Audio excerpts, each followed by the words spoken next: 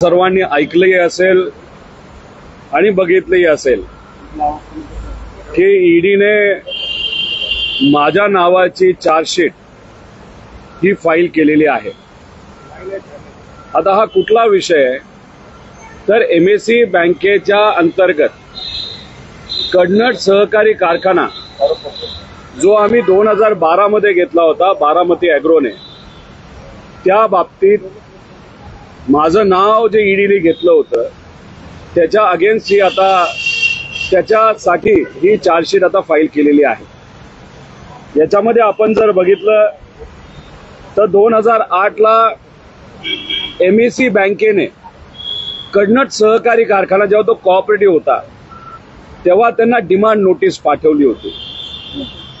त्यानंतर 2009 ला परत एकदा त्यांनी त्या ठिकाणी काही गोष्टी कडनट सहकारी बँकेकडनं मागितल्या होत्या, ज्या त्यांच्याकडनं मिळाल्या नाही आणि कडनट सहकारी कारखान्याला जे काही लोन एमएससी बँकेचं प्रलंबित होतं ते रिपे करता येत नव्हतं, परतफेड करता येत नव्हती। म्हणून एमएससी बँकेने पहिल्यांदा 2009 ला टेंडर नोटीस काढली होती 32.2 कोटी रुपयाची। म्हणजे 32 कोटी रुपयाचं टेंडर 2009 ला पहिल्यांदा आलं। किती लोकांनी भरलं? एका सुद्धा व्यक्तीली, एका सुद्धा कंपनीली ते टेंडर 2009 ला भरलं नव्हतं। कडनट सहकारी साखर कारखाना 2011 ला नाबार्डली एक अॅन्युअल इन्स्पेक्शन रिपोर्ट काढला होता 2009 ते 10 चा, ज्याच्यामध्ये एमएससी बँकमध्ये काही आर्थिक गोंधळ झालाय, नाही तर आर्थिक काही गोष्टीचा तफावत झाल्यात असं 2011 ला नाबार्डली हा रिपोर्ट काढला होता।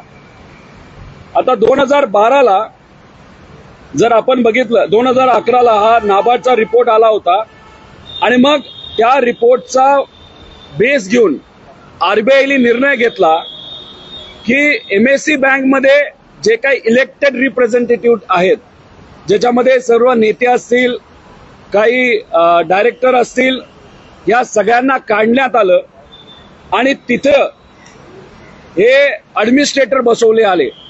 हे 2011 ला झालं। ॲडमिनिस्ट्रेटर म्हणजे कोण? माजी आयएएस अधिकारी हे नाबार्डली बसवले।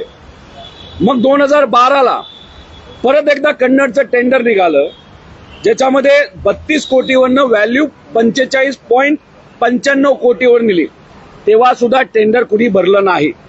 मग 2012 म्हणजे 30/7/2012 ला अजून एकदा टेंडर काढलं आणि त्याची व्हॅल्यू 45.95 कोटी ठेवली। म्हणजे पहिल्यांदा 2009 ला टेंडर 32 कोटी, दुसऱ्यांदा 2012 ला जेव्हा ॲडमिनिस्ट्रेटर आलं तेव्हा ते टेंडर कितीला निघालं?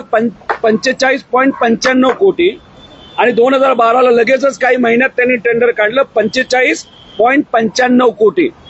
असं तीनदा टेंडर काढलं आणि तिसऱ्यांदा ते टेंडर आम्ही भरलं आणि 45.95 कोटी रुपयापेक्षा 5 कोटी अधिकचे देऊन 50.2 कोटी रुपयाला हे टेंडर आम्ही बारामती ॲग्रोली घेतलं।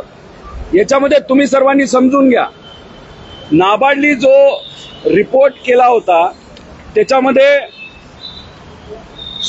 76 आणि 9 आणि 46 असे काहीतरी 100 लोकांचं नावं त्याच्यामध्ये घेतली होती। 100 लोकांची नावं, त्यात अनेक नेते, त्यांच्या अगेन्स्टचा तो रिपोर्ट होता। आणि ईडीली जी एफआयआर फाईल केली त्याच्यामध्ये या 97 लोकांची नावं आहेत आणि ईडीली जो त्या ठिकाणी एफआयआर केला त्याच्यामध्ये रोहित पवारचं नाव नाही। आणि मी जेव्हा कारखाना घेतला होता तेव्हा तिथं कुठलंही इलेक्टेड बोर्ड नव्हतं, म्हणजे तिथं कुठेही एखादा राजकीय व्यक्ती हा एमएससी बँकेच्या बोर्डात नव्हता। तिथं माजी अधिकारी होते, माजी आयएएस अधिकारी होते, जे आरबीआयने बसवलेले आहेत।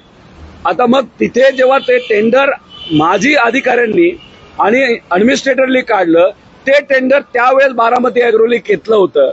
त्यामुळे याच्यामध्ये आपण जर बघितलं तर या 97 लोकांना ठेवलं बाजूला ज्यांचं एफआयआर मध्ये नाव आहे, आणि मी ॲडमिनिस्ट्रेटर म्हणजे अधिकाऱ्यांच्या काळामध्ये, म्हणजे आरबीआयचा जेव्हा कंट्रोल एमएससी बँकेवर होता तेव्हा मी टेंडर घेतलं आणि मी एकटा अडकलो, नाही तर माझ्या एकट्यावर त्या ठिकाणी कारवाई करण्याचा प्रयत्न हा ईडीच्या माध्यमातून झाला, राजकीय दृष्टिकोनातूनच झाला।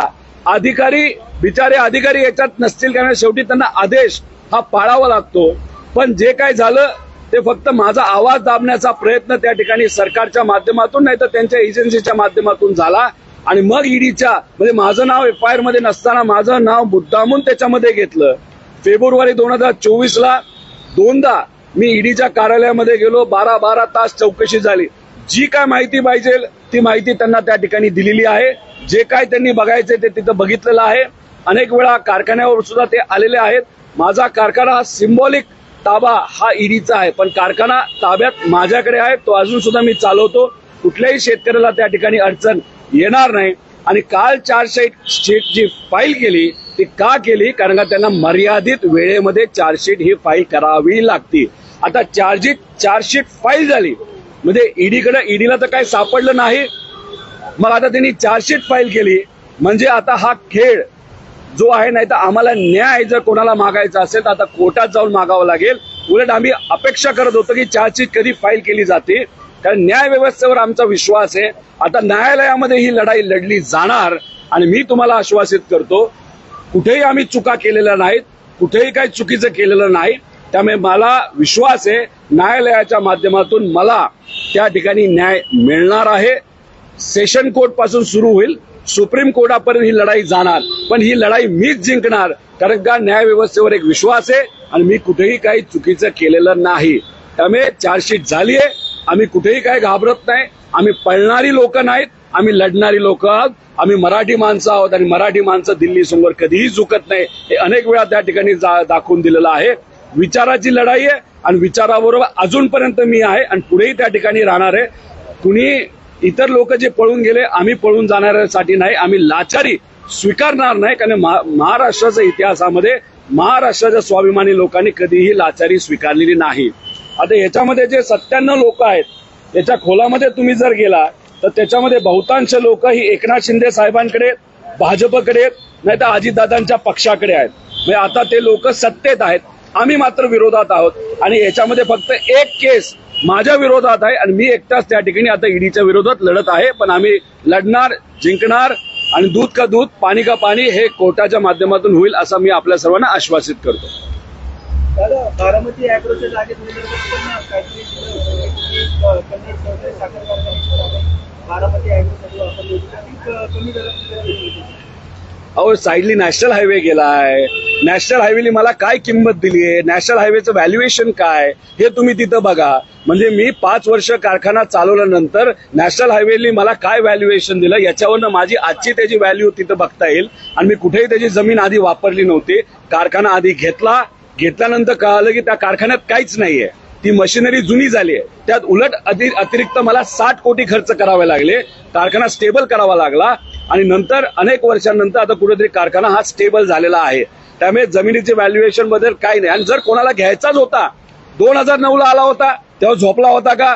2012ला आला होता तेव्हा तुम्ही झोपला होता का? आता तिसऱ्यांदा टेंडर निघालं ते मी भरलं आणि त्यानंतर तुम्ही चर्चा करणार असाल तर आधीच तुम्ही टेंडर जे स्वस्त होतं म्हणजे 2009ला 32 कोटीचं टेंडर होतं जे मी भरलं नाही. आणि ज्याला खरंच जमिनीची व्हॅल्यू 150-200 कोटी असं वाटत असेल तर त्यांनी 2009लाच भरायला पाहिजे होतं ना.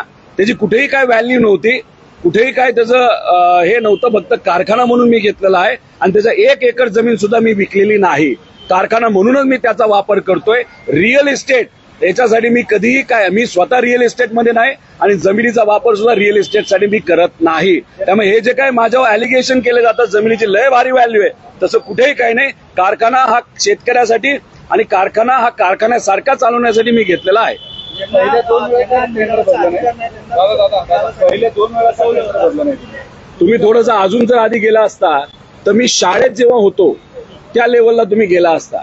आता 2007ला मी कुठेतरी कॉलेजच्या बाहेर आलो होतो.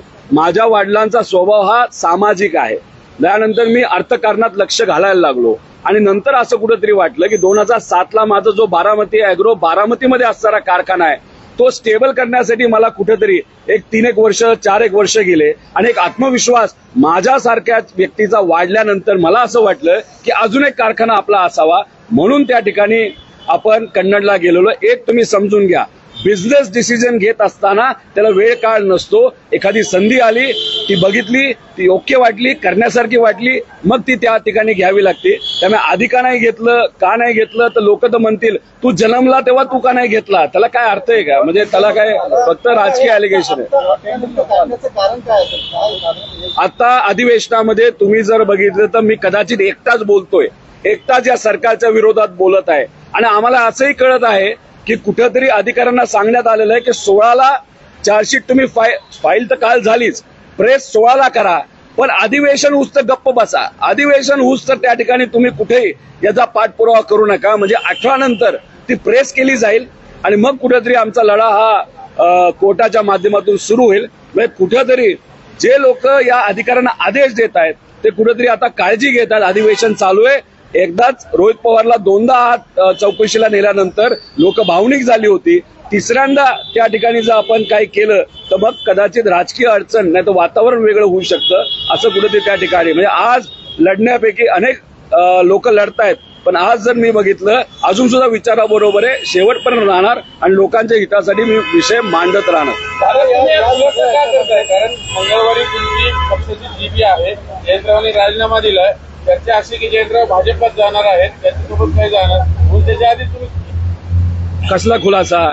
रोहित पवाराचा स्वभाव आहे की खोट्या बातम्या ज्या पसरत राहतात, नाही तर आपण ज्याला म्हणतो की कुठेतरी जर तर विषय हे चर्चेत जातात. तुम्ही माझा आतापर्यंतचा स्वभाव बघितला, जेव्हा केव्हा एखादी गोष्ट घडली लगेच मी तुमच्या माध्यमातून, तुमची सुद्धा मला मदत झालेली आहे, तुमच्या माध्यमातून लोकांना मी सांगितलेलं काय वस्तुस्थिती आहे. खोटं बिटं लोकात काय ठेवायचं नाही, डायरेक्ट फ्रंट फूटवर जायचं आणि खेळायचा हा माझा स्वभाव आहे. म्हणून आज इथं मी मीडियाच्या माध्यमातून आपल्या सर्वांसमोर आलेलो आहे. व्हायची तुम्ही जाहीरपणे बोलून दाखवलं होतं पक्ष माझ्या ताब्यात द्या राज्यातला, आता संधी आहे. मी जाहीरपणे हे सांगितलं होतं, पक्ष माझ्या ताब्यात द्या असं सांगितलं नव्हतं. मी असंही सांगितलं होतं मला प्रदेश अध्यक्ष व्हायचं नाहीये. कुठल्याही एखाद्या साध्या व्यक्तीला तुम्ही त्या ठिकाणी संधी द्या. जयंत पाटील साहेबांचं मार्गदर्शन हे नेहमी आपल्याला राहील. हे देश पातळीवर सुद्धा आपल्याला ते राहू शकतं. लढायचंय, पण आता काही प्रमाणात जे जयंत पाटील साहेब, पवार साहेब, सुप्रियाताई सुद्धा जे म्हणतात काही बदल झाले पाहिजे, ते त्या नेत्यांनीच ठरवलेलं आहे की आता बदल व्हावेत. आता त्याची सुरुवात झालेली आहे. जयंत पाटलांना थांबण्यासाठी सांगितलं होतं. खरं तर वर्धापन दिनाच्या दिवशी जयंत पाटलांनी जे वक्तव्य केले त्यानंतर पवार साहेब देखील म्हणतो की थोडे दिवस स्थानिक स्वराज्य संस्थांचा काय नेमकं काय आहे? बघा, पवार साहेब, जयंत पाटील साहेब, सुप्रियाताई, अनेक इतर नेते यांच्याबरोबर बैठक झालेली आहे. बैठकीत जे ठरले ते आता त्या ठिकाणी होत असताना आपल्या सगळ्यांना बघायला मिळेल. आता ते राजीनामा दिला म्हणून बीजेपीत जातील, ते सुद्धा घाबरणारे कुठे आहेत? आतापर्यंत साहेबांबरोबर राहिलेले आहेत. सत्तेसाठी काय ते विचार सोडून जाणार नाहीत. आतापर्यंत ज्या विचाराबरोबर ते राहिलेले आहेत, फक्त सत्ता मिळावी, कुठेतरी मंत्रिपद मिळावं आणि मग त्याच्यासाठी ते विचार सोडून साहेबांना सोडून जातील आणि लोकांना सोडून जातील. म्हणजे त्याचा अर्थ पळून जातील असं मला वाटत नाही. आता तुम्ही देखील प्रदेश अध्यक्ष जे ते तुमच्या गटाचे, तुमच्या बाजूचे असतील का? पक्षात आमच्यात गटच नाही. जयंत पाटील साहेबांबरोबर मी पण काम केलेलं आहे. जे नवीन येणार आहेत आता ते कोण आहेत अजून कळलेलं नाही. चर्चा फक्त लोकांमध्ये आहे. 15 तारखेला पवार साहेब आणि जयंत पाटील साहेब स्वतः आणि सुप्रियाताई ते नाव डिक्लेअर करतील असं आम्हाला सगळ्यांना वाटतं. मी कुणाचं नाव सुचवत आहे त्यांना संधी द्यायची, त्याच्यामध्ये आपला नंबर कुठला? हे बघा, बॅटिंग लाईनअप मध्ये ओपनिंग बॅट्समन कुणी असला नाही तर कॅप्टन कुणी असला, त्याच्यामध्ये ओपनर कधीतरी चांगला खेळतो, मध्य लेवलला चांगला करतो. एक स्ट्रॅटेजी असते पक्षाची, जसे क्रिकेटमध्ये असते. त्याच्यामध्ये सगळेच यंग असतील तर मार्गदर्शक कोण राहणार? त्यामुळे कॉम्बिनेशन जर असेल तर क्रिकेटची टीम चांगली होती. तसंच आपल्या राजकारणामध्ये सुद्धा कॉम्बिनेशन यंग आणि मार्गदर्शन नाही तर अनुभवी याचं जर कॉम्बिनेशन असेल तर मग खेळायला पण मजा येते. नवीन टीम मध्ये रोहित पवार दिसणार आम्हाला. आम्ही आतापर्यंत साहेबांबरोबर आहोत, विचाराबरोबर आहोत. आता सुद्धा पक्षाची, लोकांची भूमिका जिथं कुठं लागेल तिथं मी मांडत आहे. त्यामुळे येणाऱ्या काळामध्ये पक्षात तर मी असणारच आहे. ते पद मी कधीही लक्षात ठेवलं नव्हतं, कधी टार्गेट ठेवलं नव्हतं प्रदेशाध्यक्ष पद, पण छोटंसं एखादं पद या पक्षामध्ये मिळेल आणि त्या पदाला मी न्याय देईल असं या ठिकाणी आपल्या सगळ्यांना सांगतो. कुठलं पद मिळावं शेवटी पवार साहेब आणि एक 15 तारखेला लोकांची चर्चा केली जाईल. आमच्यात थोडीशी लोकशाही आहे, लोकशाही मानतो, चर्चा करूनच कुठलं पद कोणाला कसं द्यायचं या ठिकाणी निर्णय घेतला जाईल. इथं जर मी आता सांगितलं हेच पाहिजे तेच पाहिजे हेच मिळणार तेच मिळणार मग लोकशाही कुठं राहिली. सगळ्यांना विश्वासात घेऊन आमचे पदाधिकारी कार्यकर्ते काय म्हणतात हे सुद्धा त्या ठिकाणी बघायची जरूरत आहे. मिळालं तर घेणार. मिळालं साहेब देतील ते पद ज्याच्यामध्ये कुठेतरी काम करण्याची योग्य अशी संधी असेल तसं पद मी घेईल. कोणाचं नाव सुचवलं प्रदेशाध्यक्षपदाला बैठकीत तुमच्या अंतर्गत? अशी अनेक नावं सुचवली होती. त्यात बघूया जे योग्य नाव असेल तेच पवार साहेब पुढे करतील. 15 तारखेपर्यंत थांबूया. आज 11 तारीख आहे. सुचवलेलं नाव मागं पडलं. कुठलं तुम्ही सुचवलेलं नाव सुनील भुसारांना मागं पडलं. कुठलं नाव आम्ही कुठलंच नाव तिथं सुचवलं नव्हतं. जी 4 नावं सुचवली होती त्यातली आता योग्य अशी चर्चा सुरू आहे. आणि जसं मी तुम्हाला सांगतो तसं तुमची सुद्धा अपेक्षा अशी होती की कदाचित प्रदेशाध्यक्ष पद मला मिळेल पण तशी चर्चाच झाली नव्हती. तसंच मी तुम्हाला सांगतोय काय अशी ठराविक महत्वाची पदं आहेत जी प्रदेशाध्यक्षाला ताकद देण्यासाठी महत्वाची पदं आहेत. त्याच्यामध्ये सुद्धा काही जे सुनील भुसारांचं नाव तुम्ही घेतलं त्या विशिष्ट एका पदासाठी कदाचित आम्ही त्यांचं नाव पुढे केलं असेल. ते प्रदेशाध्यक्ष नसेल पण दुसरं एखादं महत्वपूर्ण जबाबदारी त्यांच्याकडे असू शकते. कार्याध्यक्ष असणार नाही असणार हे 15 तारखेला अध्यक्ष डिक्लेअर होतील असं मला वाटतं. आणि त्यानंतर काही दिवसात बाकीची पदं त्या ठिकाणी दिली जातात. सरचिटणीसवर घ्याल का तुम्ही? असं मला वाटत नाही ते ईडीला घाबरतात. कशाला घाबरतात त्यामुळे ही चर्चा असते. अनेक लोक जे घाबरलेले आहेत ते आता शिफ्ट झालेले आहेत. ते आता सरकारमध्ये जाऊन बसलेले आहेत. विचारासाठी जेव्हा आपण लढतो तेव्हा सोपं नसतं.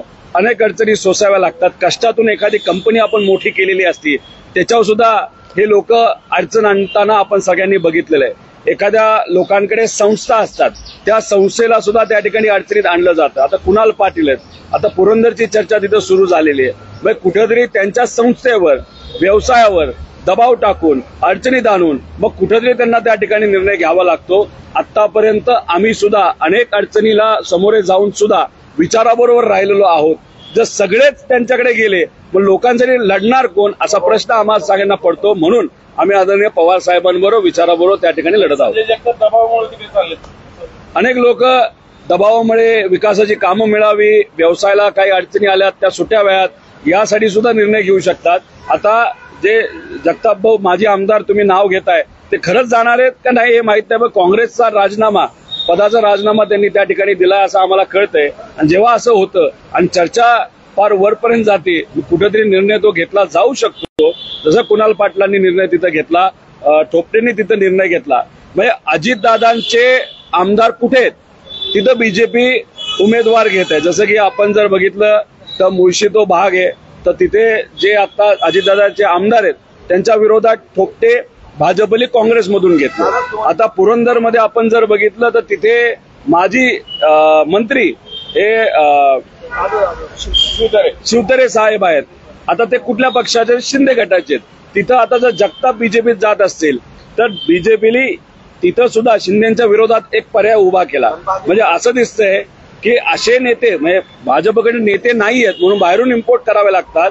आणि जे आहेत जे प्रामाणिक आहेत त्यांना संधी दिली जात नाही मुनगंटीवार साहेबांसारखी. आणि मग तिथं आपण जर बघितलं तर अशा पद्धतीने जर चालत राहिलं तर या तिघातच भांडणं होतील. आणि 2029ला आम्ही जे विचाराबरोबर राहिलेलो आहोत त्यांना नक्कीच लोक पाठिंबा देतील ताकद देतील असं आम्हाला वाटतं. 2029ला लोकसभा मजबूत करते बारामती.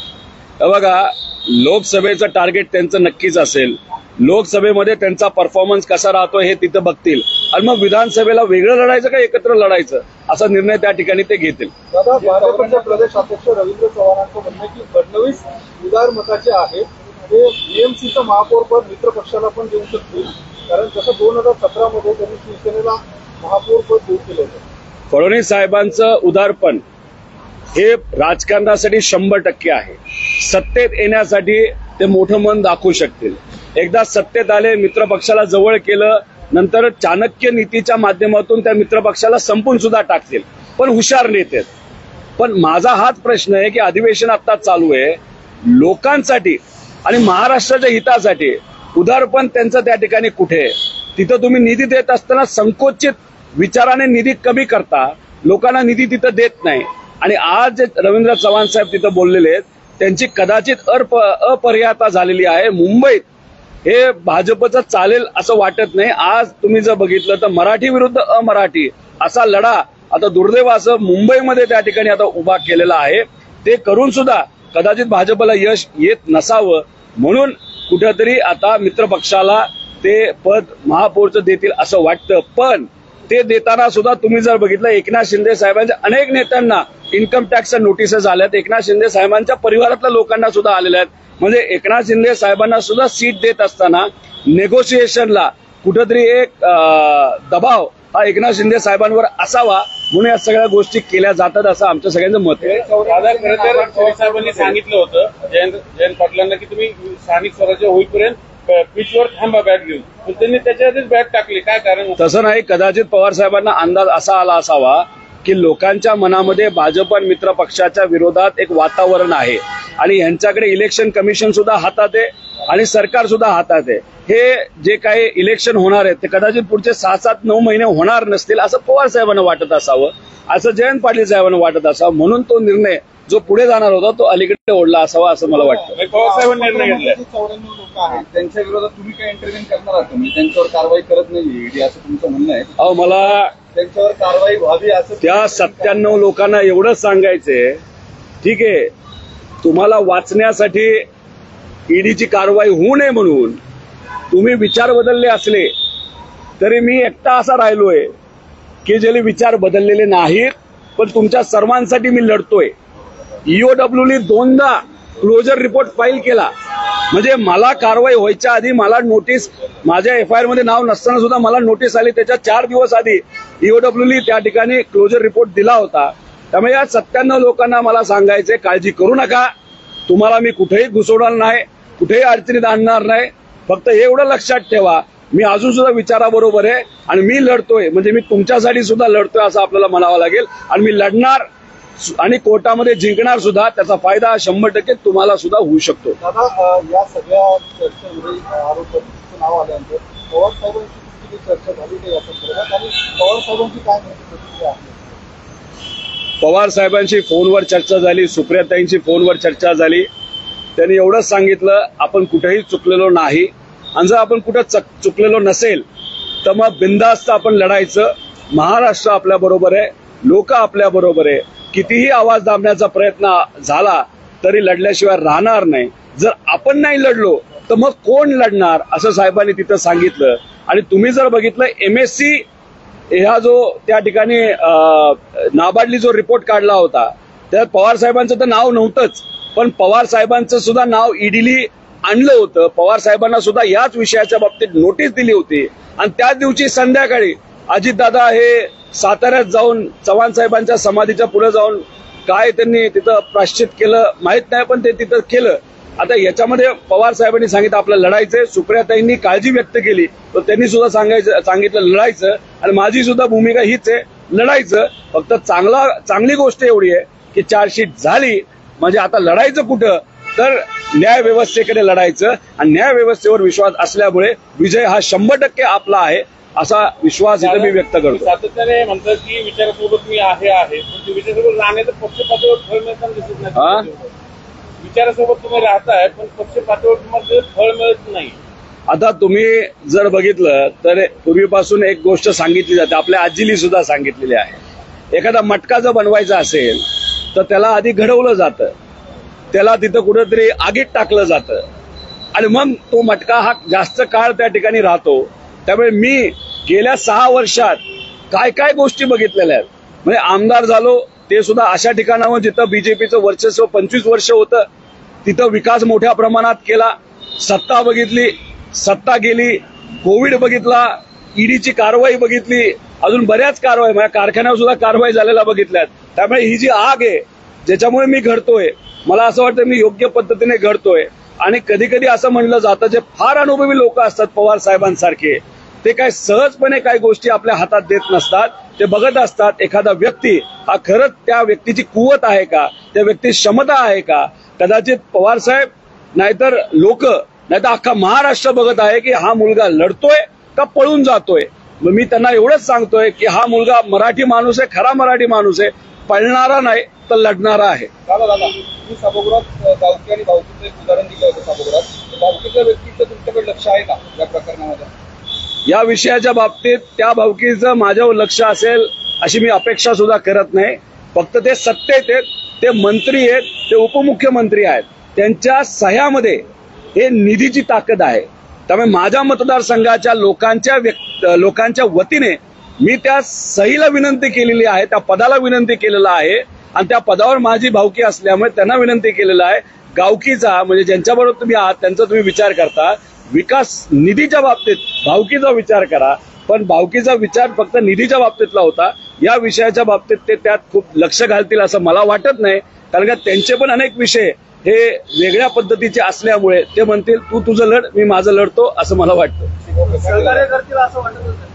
अपेक्षा मी सुद्धा करत नाही आणि मी अपेक्षा त्यांच्याकडनं करणं हे चुकीचं आहे असं मला वाटतं.